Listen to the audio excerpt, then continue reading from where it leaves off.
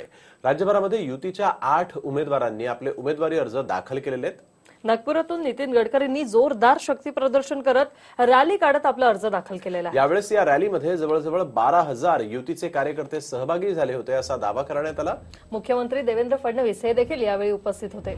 भाजपकडून चंद्रपूरमध्ये हंसराज अहिर यांनी देखील अर्ज दाखल केलाय, तर सोलापुरात जयसिद्धेश्वर महास्वामी आणि बीडमधून प्रीतम मुंडे यांनी भाजपच्या वतीने अर्ज दाखल केलेत। अमरावतीतून सेनेच्या आनंदराव अडसूळ, रामटेकमधून कृपाल तुमाणे आणि यवतमाळमधून सेनेच्याच भावना गवळी आणि बुलढाण्यातून प्रतापराव जाधव यांनी अर्ज दाखल केलेले आहेत।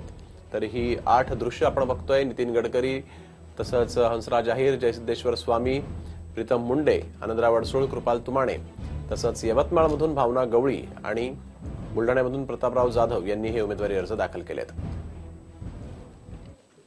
या भागामधल्या ज्या समस्या आहेत त्या म्हणजे खासदारांच्या विषयीचे जे प्रश्न आहेत त्यामध्ये रेल्वे हा महत्त्वाचा विषय आहे आणि दोन्ही जिल्ह्यामध्ये रेल्वेचं जाळं मी विणलेलं आहे या 10 ते 20 वर्षाच्या कालावधीमध्ये। आणि यवतमाळमध्ये जर आपण वैशिष्ट्यपूर्ण सांगायचं झालं तर यवतमाळमध्ये 40 वर्षापासून मागच्या रेल्वेची मागणी होती। तर या ठिकाणी वर्धा नांदेड यवतमाळ ही रेल्वेचं काम आपण जलद गतीने सुरू केलेलं आहे आणि शकुंतला जी रेल्वे आहे तिला सुद्धा आपण 2100 कोटी रुपये मंजूर करून तिचं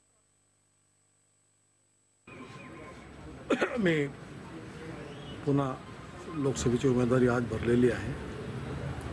4दा या मतदारसंघातून जनतेने मला विश्वास पात्र समजून विजयी केलेला आहे।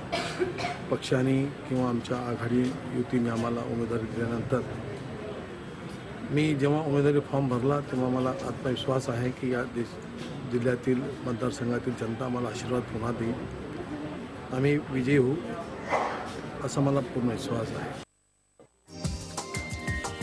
हा व्हिडिओ तुम्हाला आवडला असेल तर असे आणखी व्हिडिओ पाहण्यासाठी TV9चं YouTube चॅनल सबस्क्राइब करा, बेल बटन दाबा। ताज्या घडामोडींसाठी लॉग ऑन करा tv9marathi.com।